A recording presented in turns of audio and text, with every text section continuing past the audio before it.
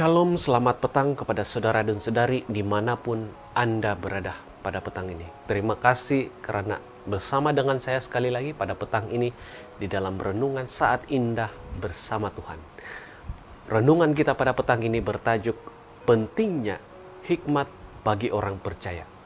Sebelum kita memulai, mari kita bersatu di dalam doa.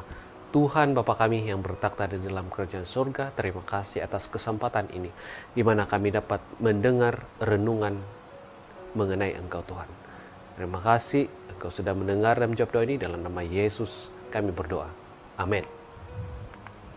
Nah, di dalam Amsal 2 ayat 10 hingga 11 mengatakan, karena hikmat akan masuk ke dalam hatimu dan pengetahuan akan menyenangkan jiwamu. Kebijaksanaan akan memelihara engkau, kepandaian akan menjaga engkau.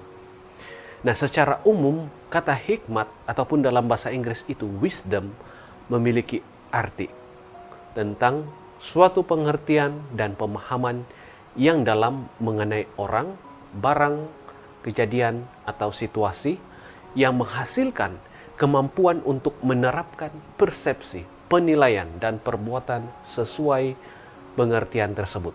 Hikmat adalah hal yang sangat penting yang harus dimiliki oleh setiap anak-anak Tuhan. Sebab dalam Amsal 8 ayat 11 mengatakan, hikmat lebih berharga daripada permata. Apapun yang diinginkan orang tidak dapat menyamainya. Dengan hikmat, orang dimampukan untuk membezakan mana yang baik dan mana yang jahat, mana yang harus dilakukan dan mana yang tidak. Nah, walaupun kita ada contoh di luar sana tentang yang lebih berhikmat selain daripada Daud, tetapi di dalam renungan kita pada petang ini kita mengambil contoh Daud. Daud adalah orang yang penuh hikmat. Karena hikmatnya ini, Daud mampu menjadi pemimpin yang benar-benar dikagumi oleh rakyatnya, seperti mana yang tertulis di dalam 2 Samuel 14 ayat 17 mengatakan, perkataan Tuanku Raja tentulah akan menenangkan hati, sebab seperti malaikat Allah demikianlah Tuanku Raja, yang dapat membeda-bedakan apa yang baik dan jahat. Dan Tuhan Allahmu kiranya menyertai engkau. Hikmat mulai berkembang di dalam diri Daud sejak ia masih muda, di mana dia berada di padang menggembalakan kawanan domba. Di sanalah dia telah mengembangkan hikmat yang ada pada dia. Di mana di situ Daud banyak belajar tentang bagaimana harus memimpin, membimbing dan menuntun domba-dombanya. Dalam Mazmur 78 ayat 72 mengatakan, ia menggembalakan mereka dengan ketulusan hatinya dan menuntun mereka dengan kecakapan tangannya. Begitulah saat melayani di istana Saul. Dengan hikmat yang dimiliki, Daud mampu mengerjakan semua tugas yang dipercayakan kepadanya dengan sangat baik. Dari manakah Daud beroleh hikmat?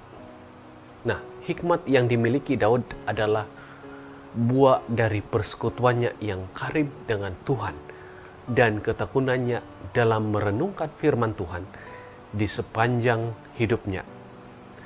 Nah, dikatakan di dalam Mazmur 119 ayat 97 hingga 99 mengatakan, betapa ku cintai Tauratmu, aku merenungkan sepanjang hari. Perintahmu membuat aku lebih bijaksana daripada musuh-musuhku, sebab selama-lamanya itu ada padaku. Aku lebih berakal budi daripada semua pengajarku, sebab peringatan-peringatanmu kurenungkan. Itulah apa yang dilakukan Daud.